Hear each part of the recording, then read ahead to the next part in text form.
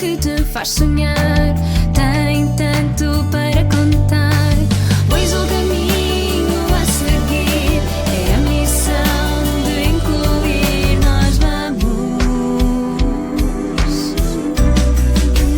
desvendar melodias. Olá, este é o Desvendar Melodias, o podcast RFM onde falamos sobre música e inclusão das pessoas com deficiência e surdas. Eu sou a Marta Vitorino e já estou aqui preparadíssima para ter aquela conversa que, de certeza, não vais querer perder. Podes ouvir o nosso podcast no YouTube e também nas plataformas de podcasts. No site da RFM tens também uma versão com legendas para que as pessoas surdas também possam acompanhar. Agora, vamos ao nosso convidado de hoje. Dizem os pais que ele começou a cantar mesmo antes de falar. Aos 8 anos, participou no musical, mas enganem-se se acham que ele conquistou o júri pelas suas capacidades de representação. Segundo o que ele já disse, a representar era horrível, mas já nessa altura, a sua voz a cantar não deixava ninguém indiferente. Ainda muito novo, já coordenava o coro da igreja e eu poderia estar a falar com algum jogador de futebol bastante conhecido da nossa seleção. Mas ele nunca quis aproveitar as oportunidades, seja porque era mais fixe ir à praia ou porque simplesmente não lhe apetecia. Mas houve uma coisa que ele nunca deixou de fazer, mesmo que ainda não soubesse que esse era o seu caminho. Música. Aos 16 e 17 anos, disse mesmo que compunha até de uma forma um pouco obsessiva. Bem, obsessivo ou não, o que é certo é que o caminho o trouxe até aqui. Um vocalista de uma banda recheada de sucessos. Obrigada por estares aqui connosco a desvendar melodias, Heber Marques. Uau, fogo, incrível. Olha, das melhores introduções que já me fizeram. Uau, obrigada! Sério. Não só pelo caminho que tu traçaste, né, a contar a minha história, e as melhores introduções são aquelas que nos levam lá atrás, né, e consegui-me ver assim em miúdo no musical e a fazer essas etapas que, olha, pá, enfim, obrigado, a sério. Obrigada. Essa história do musical, como é que tu decidiste? Foste tu que pediste aos teus pais, olha, eu quero fazer um musical? Não, então... Eu não sei bem alguns pormenores. O que eu sei é que a minha mãe trabalhava no ATL onde eu andava, e aquilo foi um musical feito no ATL. Sim. E já tinham reparado que eu tinha muito jeito para a música, inclusive o cantar. E na verdade eles não me perguntaram, então Heber, queres cantar no musical? Não, elas falaram com a minha mãe e a minha mãe falou comigo.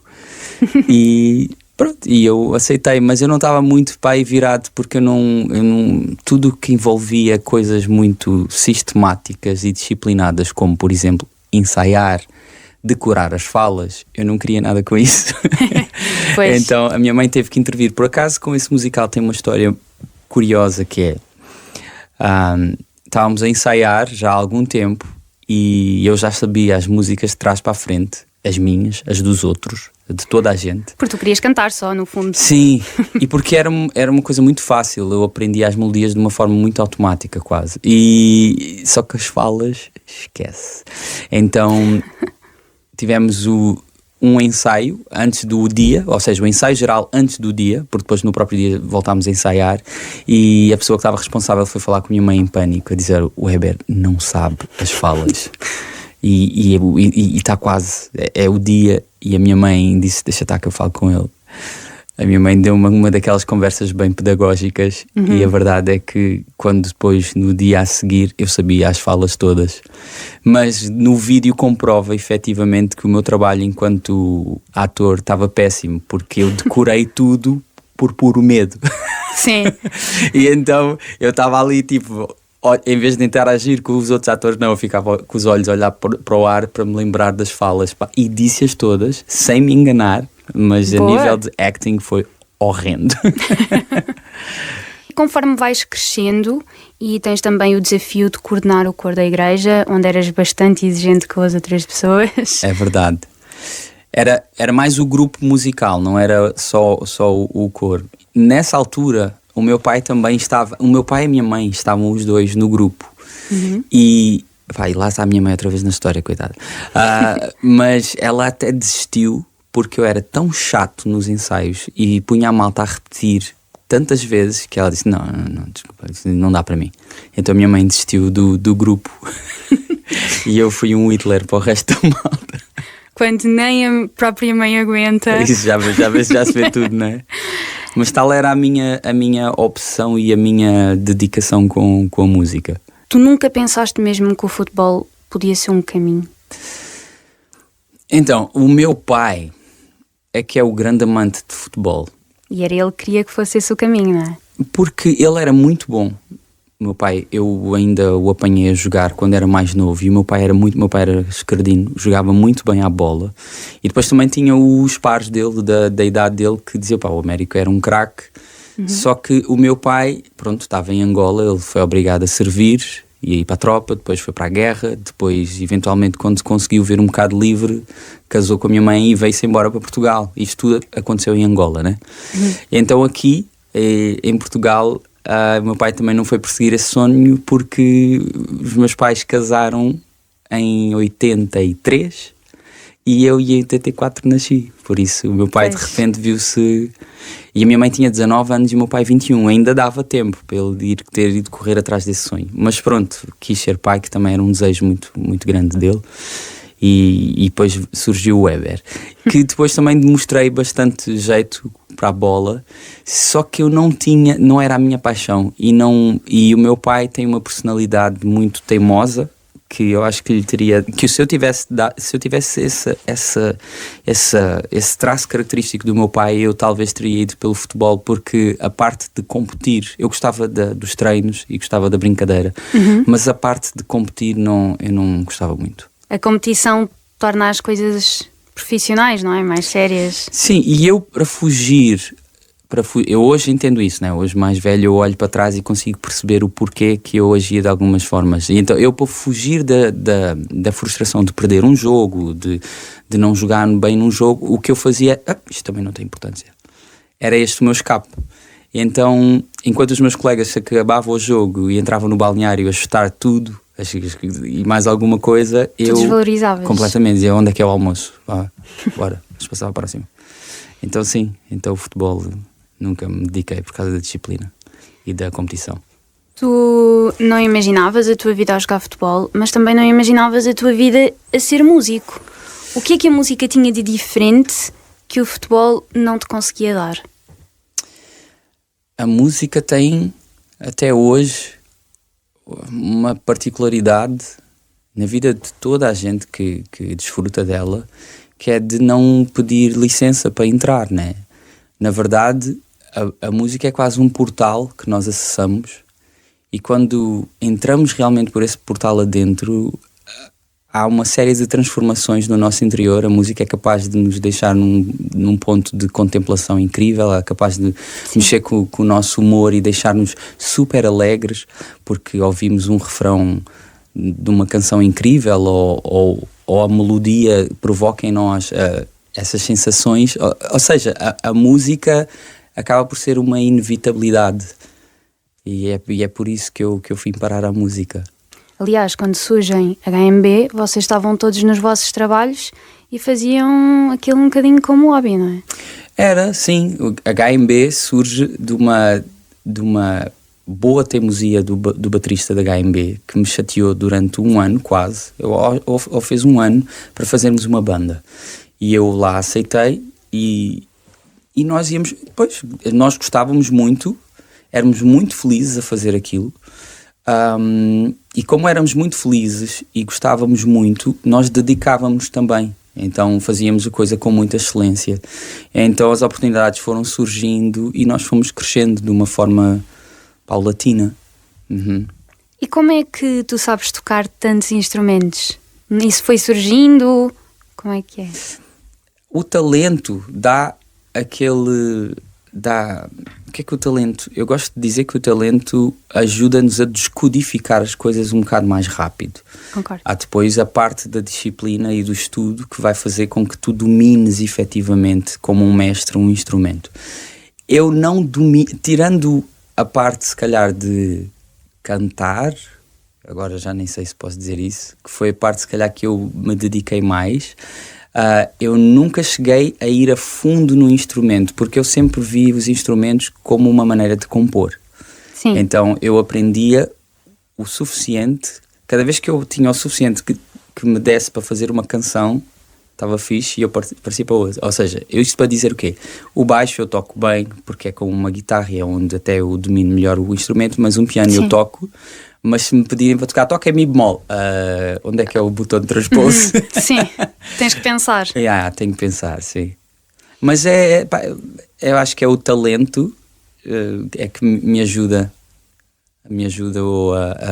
a explorar tantos instrumentos, sim. Acreditas naquela frase dos 1% de talento e 99% de trabalho, ou achas que é preciso um bocadinho mais de talento? Não é uma verdade lá para Alice. De facto, quem trabalha vai sempre mais longe. Mas se aliar os dois, perfeito.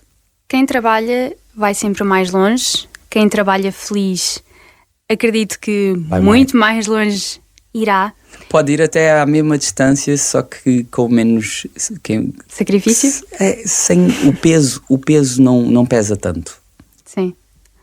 E há uma pergunta que desde que eu pensei em entrevistar-te que eu te quero fazer, porque como crente que sou, e eu estava lá, está quase a fazer um ano, na Jornada Mundial da Juventude, e como aquele menino que cantou na igreja, sim, que organizou os grupos musicais da igreja, como é que se sente, tendo em conta que as coisas na tua carreira foram surgindo, segundo aquilo que tu dizes, tu não tinhas aquele objetivo de amanhã vou fazer isto, no outro dia vou fazer aquilo, e de repente tu estás a cantar para o Papa Francisco, e foi lindo.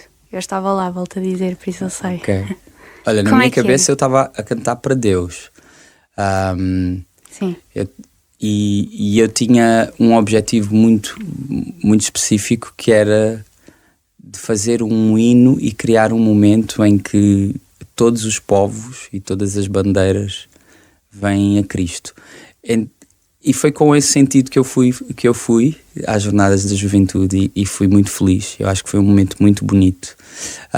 Mas é conforme tu estás a dizer, hoje em dia, como é óbvio, eu já reflito um pouco mais nas coisas. Eu sou cristão, mas cristão evangélico. Nós temos algumas diferenças com a Igreja Católica, né? Okay. Como, por exemplo, a Igreja Evangélica não tem um Papa, né? Não tem uma figura central que depois vai definir como é que nós vamos exercer a nossa fé. Sim.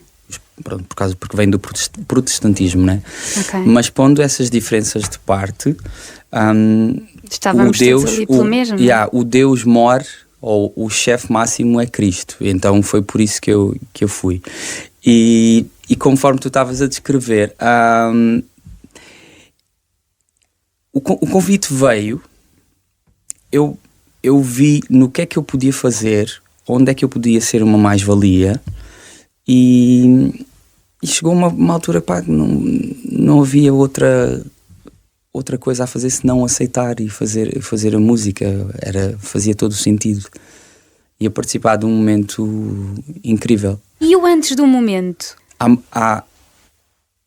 Para nós que trabalhamos, porque acaba por ser também, apesar de ter sido algo feito debaixo da fé e debaixo de um credo, não deixa de ser também um evento. E tem também uma conotação de entretenimento, ainda que não seja esse o principal objetivo. Sim. E como tudo o que é entretenimento precisa de ser preparado, as coisas são testadas, são ensaiadas, e perde-se muito tempo para depois no final o momento passar tão rápido. Então, normalmente os momentos mais saborosos para mim são os antes, são as coisas que acontecem antes. É o momento de preparação, porque dá para viver de forma mais intensa. E eu lembro-me que a primeira vez que eu fui ensaiar com o coro, porque tinha um coro de muitas vozes, eu não me lembro agora o número. Também não me lembro, é muita gente. Mas era muita gente. Mas quando quando eles gravaram, porque eles também gravaram o Dia de Sol, quando os ouvia cantar hoje é um dia de sol, a voz, pá, foi incrível. Eu estou-me a lembrar, estou-me a arrepiar. Esse momento foi incrível, lindo mesmo. Depois disto, eu sei que, ou pelo menos é o que vais dizendo nas tuas entrevistas, que não pensas muito no dia da manhã, vais deixando acontecer, mas tens alguma perspectiva para o futuro, alguma coisa que gostasses muito de fazer? Então, Marta, eu digo que não penso muito no amanhã, mas não é bem verdade. É mais no sentido em que essa é a postura que eu quero ter. Porque Jesus no Sermão do Monte disse que é para nós não andarmos ansiosos com as coisas. Sim. Porque se Deus cuida dos passarinhos e das ervas e das flores, Ele também vai cuidar de nós. Então é no sentido de querer pôr em prática as palavras de Jesus que eu digo isso. Mas obviamente, como qualquer pessoa, tenho os meus anseios, tenho os meus temores. Só que eu também sei que se eu dou lugar demais à minha ansiedade, eu vivo como alguém que não acredita em Deus. E eu não quero viver assim. E também acabas por deixar de consumir por ela, não é? Exatamente. Também tem isso. Mas então... Então eu digo isso que é para me lembrar de que eu tenho que confiar, que a minha vida tem alguém a cuidar de mim. E sim, eu faço planos de futuro. O que é que eu gostava de fazer? Eu gostava de continuar a fazer música, porque eu acho que eu nasci para fazer isso. Mas gostava de continuar a fazer sem um peso absurdo que o sucesso traz, de ter que acertar sempre e e parece que estás numa corrida em que tens que estar sempre nos lugares de cima. Eu gostava de fazer isso sem peso, porque eu acho que a música ganha um outro sabor e fica mais verdadeira quando nós fazemos enquanto propósito. Então é isso que eu quero fazer. Quero fazer música para mim, para outros, o que seja, mas com essa noção de que estou a servir. Este podcast tem também a componente para falarmos um bocadinho sobre inclusão das pessoas com deficiência e surdas, e gostava de perguntar se nos teus concertos tu costumas encontrar muito pessoas com deficiência nas plateias. Olha, inclusive nós já demos um concerto só para pessoas surdas mudas. E foi muito especial. Olha, às vezes os concertos, como vêm na correria, né, tu dás 1, 2 ou 3 às vezes, e os públicos são tão dispares. Sim. Que é mais fácil tu pôres uma mentalidade, ok, eu vou cumprir um papel e vou fazer a minha parte, e acabas por não viver o momento. Sim. Ok? Sim. Nesse concerto não aconteceu isso. Eu estava efetivamente muito feliz de ver a reação por ignorância minha, de achar que pessoas que não estão a ouvir a música que eu estou a fazer, mas no entanto estão a dançá-la mais do que as pessoas que a ouvem. E foi uma experiência que eu vou levar para o resto da minha vida, e gostava que se repetisse quantas vezes forem possíveis, porque enriquece a pessoa e traz uma série de lições que convém nunca esquecer. E como é que surgiu esse convite e como é que vocês, enquanto banda, lidaram com ele? Foi surpreendente? Foi assustador? Foi bora lá? Sim, foi surpreendente, porque não é algo... devia-se ver mais vezes isso acontecer, né? Sim, sermos mais verdade. inclusivos. Não é uma coisa que se vê assim ao virar da esquina. Foi um convite feito pela Instituição Portuguesa de Deficientes Auditivos. Eu não sei se o nome é assim, em parceria com uma cadeia de hotéis. Sim. Então eu lembro-me que até eles instalaram uns dispositivos tecnológicos para que o chão vibrasse mais. Que fixe. E eles percebessem melhor a vibração da música, porque a música, aliás, som é energia, né? Sim. São frequências que elas viajam, né, aqui no espaço, e consoante for o material, dá para sentir fisicamente, inclusive as notas corretas. Então esse dispositivo ajuda a sentir as frequências. É como se tu ouvisses o teu próprio corpo amplificasse tudo. É muito interessante. Depois, no final, como é que foi o feedback? Foi incrível. Eles agradeceram muito, estavam muito gratos. Uns diziam que foi o melhor concerto que já tiveram. Uau! Foi muito fixe. Fixe não é uma boa palavra para o que foi a experiência. Foi surpreendente. Foi um momento de alegria genuína, tanto deles como minha. Se calhar porque arrisco-me a dizer, qualquer pessoa pode ir, nem sempre pode, mas é muito mais fácil uma pessoa sem deficiência ir a um concerto, às vezes até sem pensar bem, seja porque vão às festas da terra, seja porque às vezes até há concerto com entradas livres e bora lá, seja porque são fãs, e para estas pessoas ter o concerto adaptado a elas, de forma a que pudessem sentir, no caso sendo que elas não ouvem, de forma a que elas pudessem sentir a música, é uma experiência quase única. Sim. Não foi mais um. Não foi mais um, é verdade. O concerto marcou a vida daquelas pessoas. Sim, eu não sei a quantas vezes elas já tiveram em concertos que tinham esse tipo de tecnologia, isso eu não sei, mas eu creio que marcou, porque elas estavam muito agradecidas e pareciam estar a ser sinceras, e para mim também me marcou. Isto não devia ser algo geral?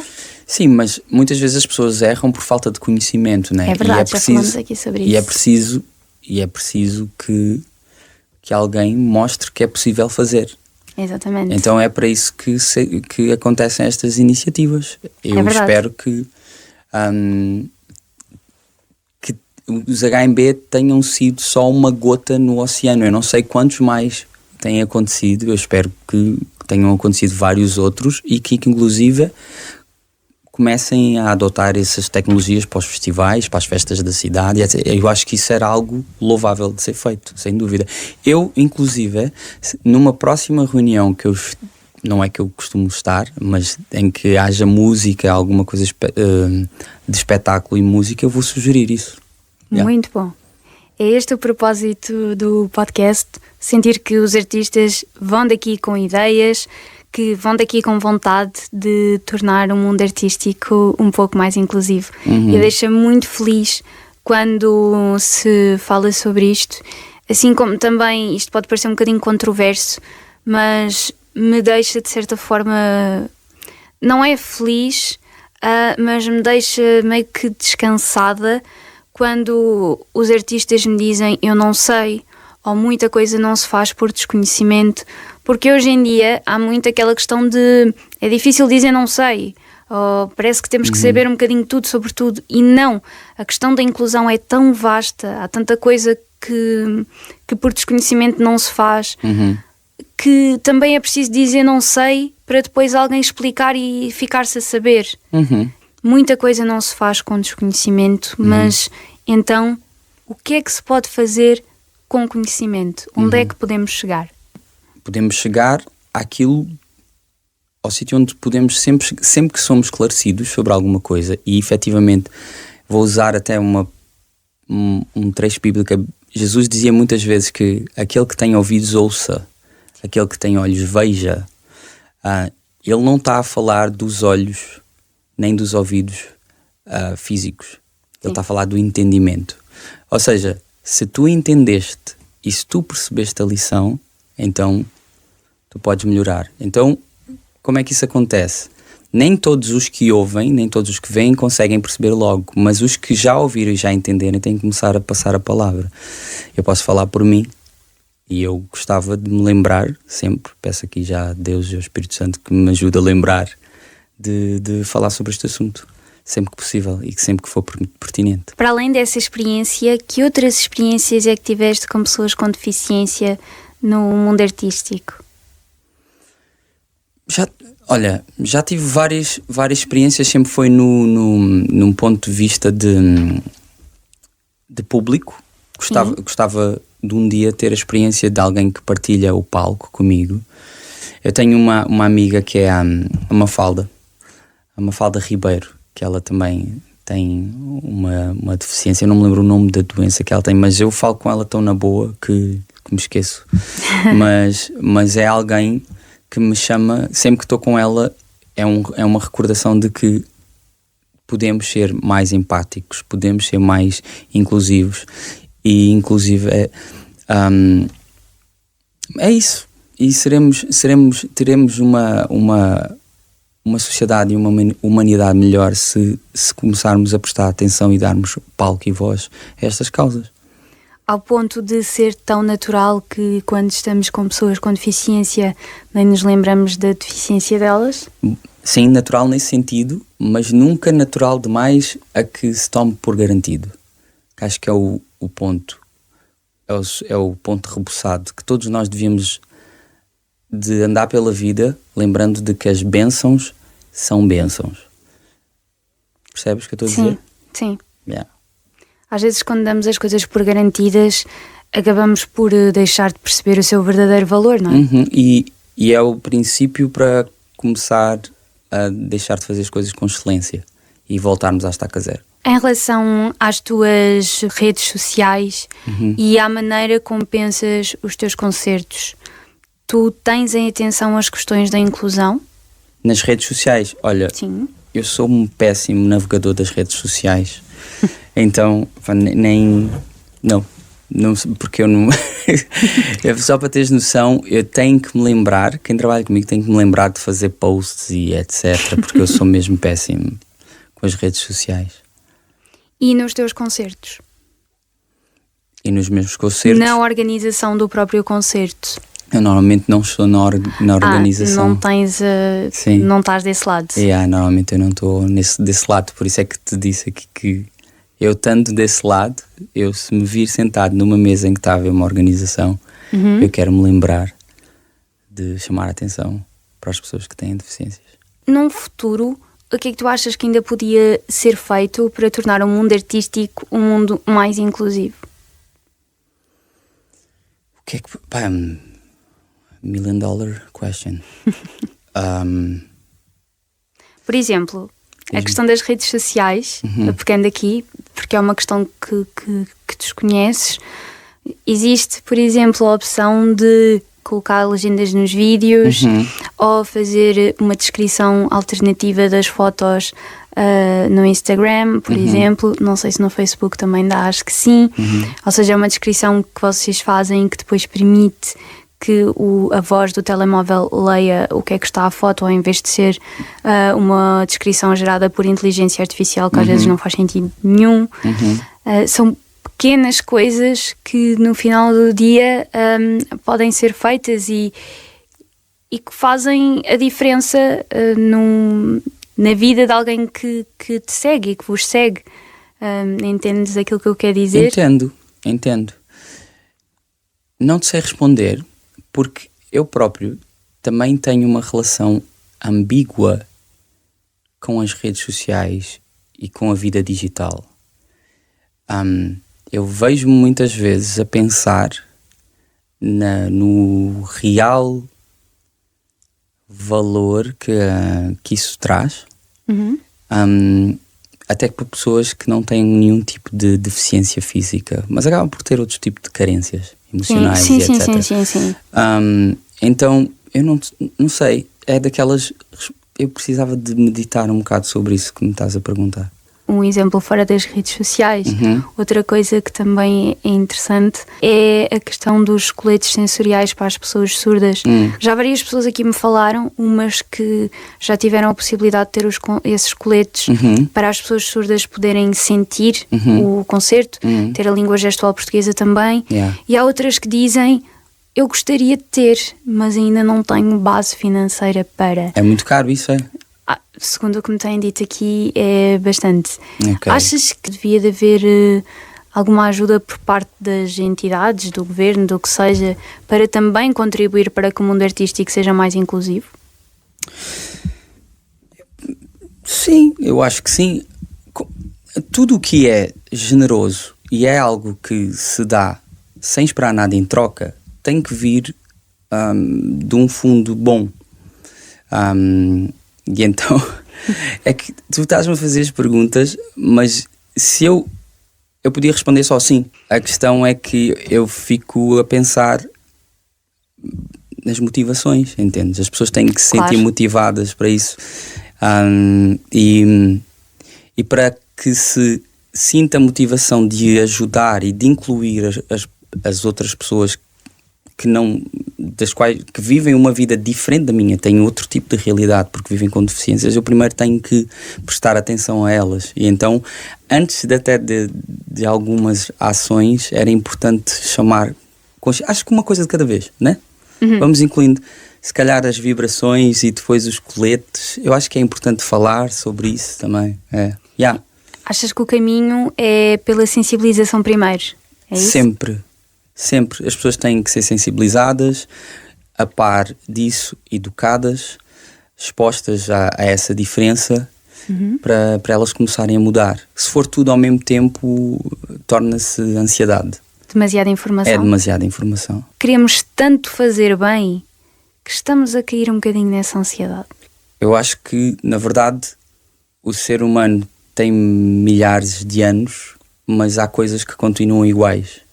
Não sei se queremos fazer melhor ou se queremos, por isso simplesmente, parecer que estamos a fazer melhor.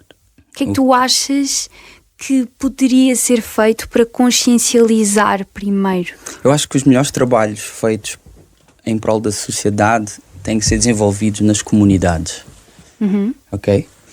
Acho que, por exemplo, eu que frequento igreja, sim, por exemplo, acho que se eu frequento uma igreja, logo está ali uma comunidade inserida. Então convém que comece por aí, na comunidade, a ver.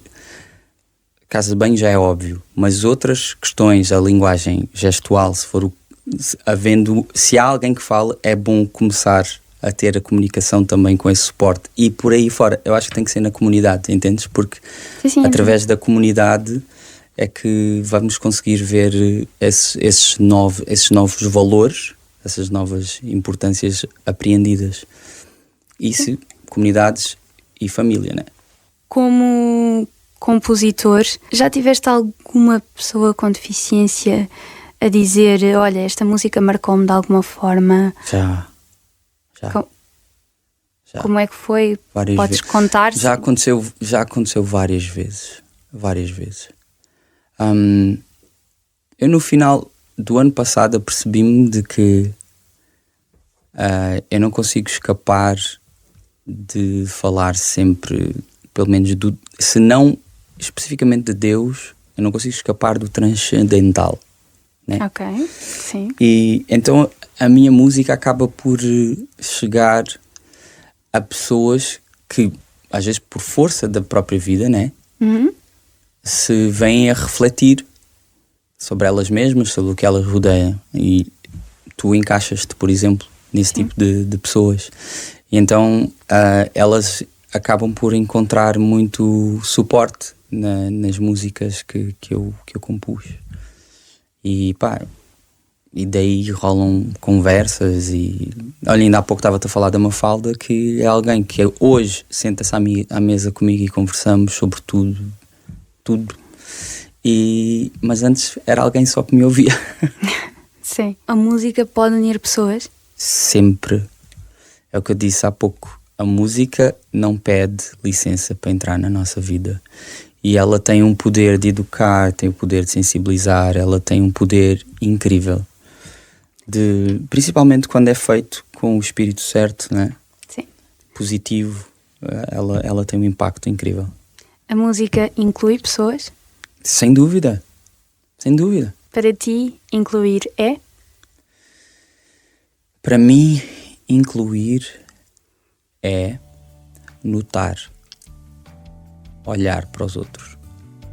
Já é incluir. Obrigada, Éper Marques, por ter estado aqui connosco a desvendar melodias. Para a semana há mais, já sabes, conto contigo. Desvendar